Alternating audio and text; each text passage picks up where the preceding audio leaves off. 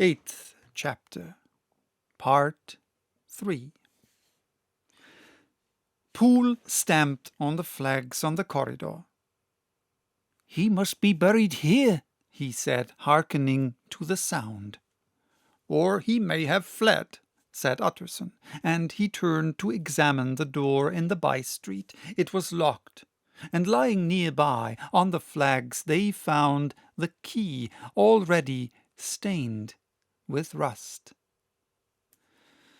"This does not look like use," observed the lawyer.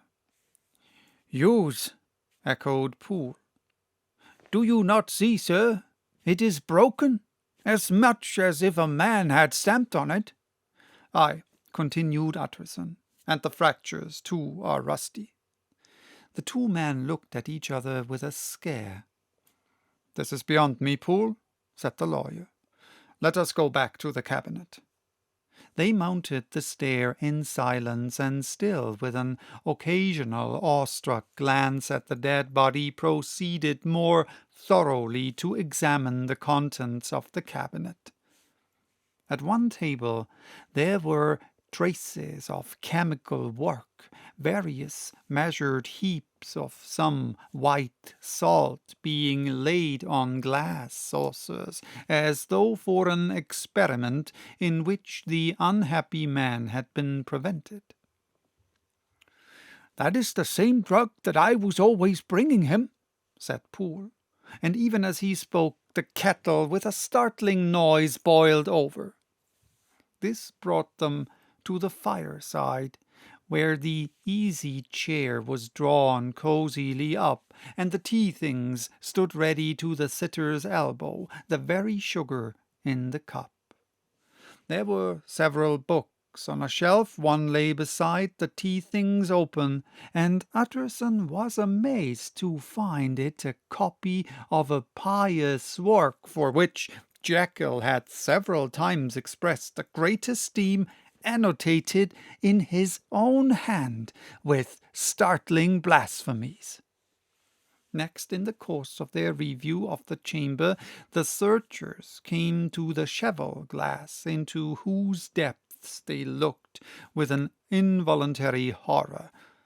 But it was so turned as to show them nothing but the rosy glow playing on the roof, the fire sparkling in 100 repetitions along the glazed front of the presses, and their own pale and fearful countenances stooping to look in. "This glass has seen some strange things, sir," whispered Poole. "And surely none stranger than itself," echoed the lawyer in the same tones. "For what did Jekyll—" He caught himself up at the word with a start, and then, conquering the weakness, "What could Jekyll want with it?" he said. "You may say that," said Poole. Next they turned to the business table. On the desk, among the neat array of papers, a large envelope was uppermost, and bore in the doctor's hand the name of Mr. Utterson. The lawyer unsealed it, and several enclosures fell to the floor. The first was a will, drawn in the same eccentric terms as the one which he had returned 6 months before, to serve as a testament in case of death, and as a deed of gift in case of disappearance. But in place of the name of Edward Hyde, the lawyer, with indescribable amazement, read the name of Gabriel John Utterson. He looked at Poole, and then back at the paper, and last of all at the dead malefactor stretched upon the carpet. "My head goes round," he said. "He has been all these days in possession.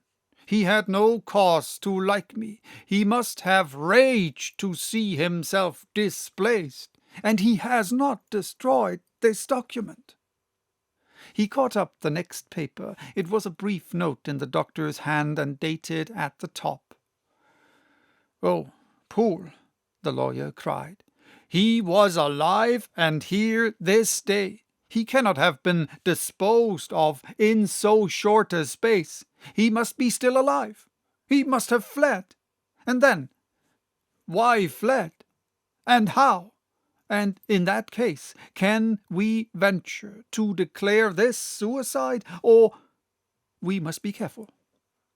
I foresee that we may yet involve your master in some dire catastrophe."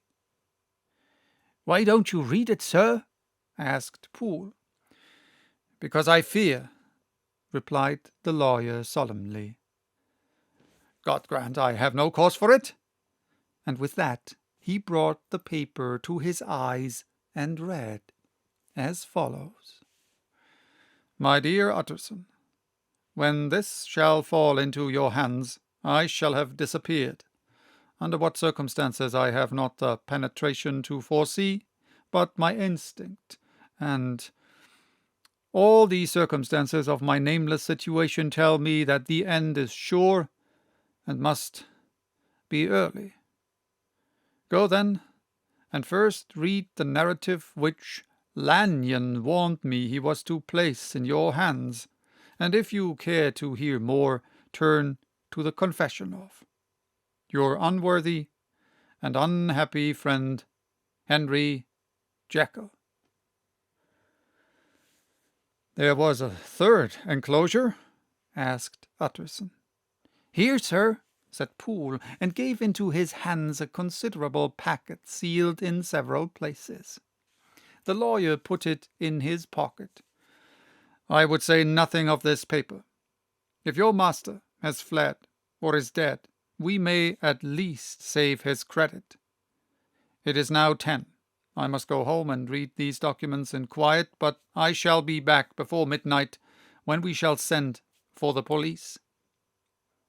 They went out, locking the door of the theatre behind them, and Utterson, once more leaving the servants gathered about the fire in the hall, trudged back to his office to read the two narratives in which this mystery was now to be explained. So, that was chapter 8. Bye-bye, till next time, with the next chapter titled Dr. Lanyon's Narrative.